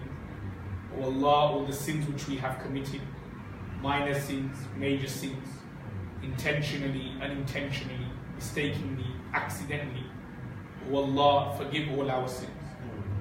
O Allah, all the brothers and sisters who have requested du'as, whether here from Malaysia or whether from UK, O Allah, all their du'as which they have requested, good du'as, O Allah, accept their du'as. O Allah, any difficulties, calamities which we are going through, make these calamities and difficulties a source of elevation of our ranks and a forgiveness for our sins. O Allah, all the brothers and sisters, Muslim brothers and sisters worldwide, in Syria, in Yemen, in Iraq, in Afghanistan, in Burma, the Rohingya Muslims, Muslims all over the world, in America, in the Western countries, perhaps who are getting persecuted, but it is not being reported in the media of mass nature. O Allah, all the difficulties they're going through, make it a source of elevation of their ranks. Give them tawfiq for sabr and patience. O Allah, make it a means for forgiveness of their shortcomings. O Allah, this is a test from yourselves. You mentioned in a hadith that during the end of time, holding on to Iman will be like holding on to hot burning coal. O Allah, give us the tawfiq that we be steadfast on our Iman. We be steadfast and adhere to the Quran and the Sunnah during these difficult times. Every day we hear things against our Muslim brothers and sisters. We see brothers and sisters dying in front of our very eyes. We see babies and children being killed in front of our very eyes. Oh Allah, it hurts our hearts, but we are unable to do anything other than to make dua. Ad-du'a silahu mu'min, as mentioned in the hadith. Oh Allah, shower your mercy, as you promised in the hadith. Shower the place the wings of the angels upon the people of Sham. O Allah, shower your mercy on the people of Sham. O Allah, shower your mercy and your rahmah over all the Muslims who are being persecuted worldwide. O Allah, all the brothers and sisters who have left this world, parents, our grandparents who have left this world, O Allah, shower your mercy over their graves. O Allah, make the questioning of Munkar and Nakir easy for them. O Allah, make them successful in the journey of the hereafter. O Allah, all the brothers and sisters of this Khanqah who helped set up this event, reward them in this world, in the hereafter. Make it a sadaqah jariyah for them. O Allah, any kind of difficulties they're going through, O Allah, make their sacrifices for this event a source of alleviation of their difficulties they may be going through. O Allah, Brother Sharif, who has hosted myself and the madrasa over the past few days, reward him abundantly all the efforts which he is making in terms of transportation, financial efforts and obligations and commitments. O Allah, reward him abundantly in this world and the hereafter. O Allah, all the brothers and sisters who are studying your ilm, who are tullabul ilm, whether in our madrasa or in any other institutions all over the world, make them successful in their tahfeed, make them successful in their Alimiya program, make them successful in whatever they do. ربنا تقبل منا إنك أنت السميع العليم وتب علينا إنك أنت التواب الرحيم. صلى الله تعالى على خير خلقه محمد وعلى آله وصحبه أجمعين.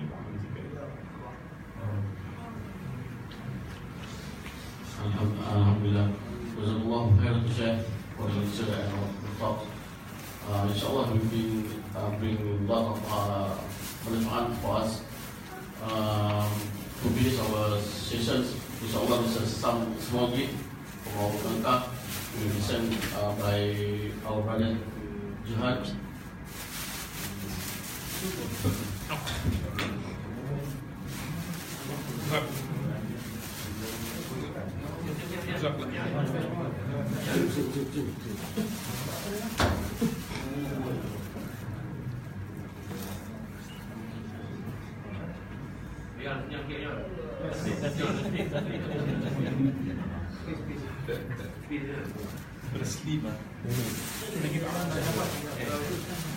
This is for yourself from our side.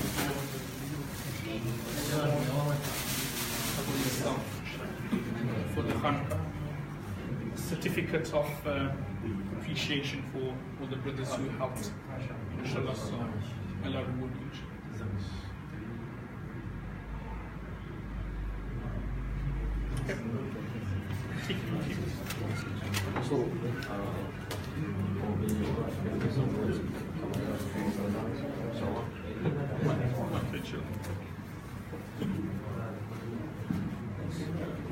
Write it down.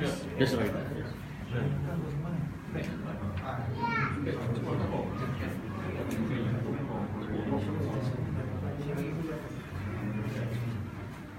Alhamdulillah majlis kita selesai malam ini. Semoga bermanfaat kepada kita semua.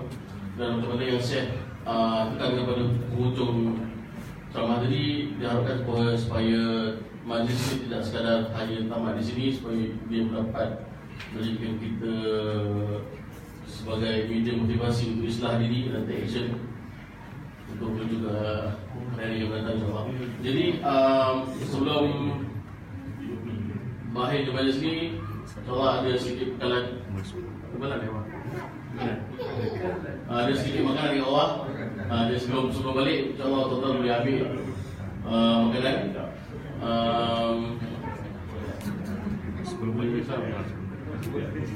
Dan insyaAllah sebelum berakhir majlis kita boleh sama-sama salam dan syekh. Kami berkata Allah, semoga kita berjumpa di majlis yang akan datang. Assalamualaikum.